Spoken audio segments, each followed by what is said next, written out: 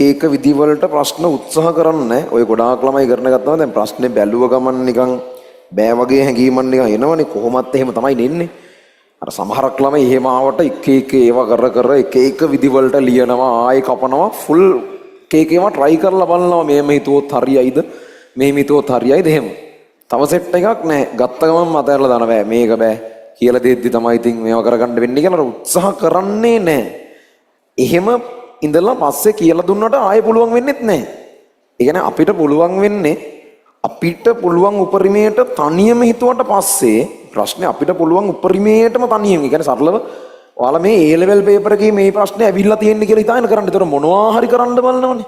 එහෙම කරන්න. එහෙමත් කරනාට පස්සේ ඒත් බැරි වෙන එක අවුලක් නැහැ. එහෙම බැරි වුණාට පස්සේ කියලා දෙනකොට අහන් ඉන්න එක තේරෙනවා. මොකද අපි හිතන්න පුළුවන් උපරිම දුර හිතලා ඊටු ටිකනේ ඔලුවට දාගන්නේ. ඒ නිසා එහෙම නැතුව මේ නිකාම්ම බලාගෙන ඉන්න එකෙන් එහෙම ලොකු සාර්ථකත්වයක් වෙන්නේ නැහැ. ඊළඟට මේ වගේ ප්‍රශ්නයක් දැක්කත් ඒත් බැරි වෙන එකයි වෙන්නේ. ඉතින් පුළුවන් තරම් උත්සාහ කරන්න මම කතාව විස්තර කරන්න ගන්න කලින් සහ ප්‍රශ්න ඉවර කරනවායි ඔය කරගෙන යන්න ඉස්සරහින්.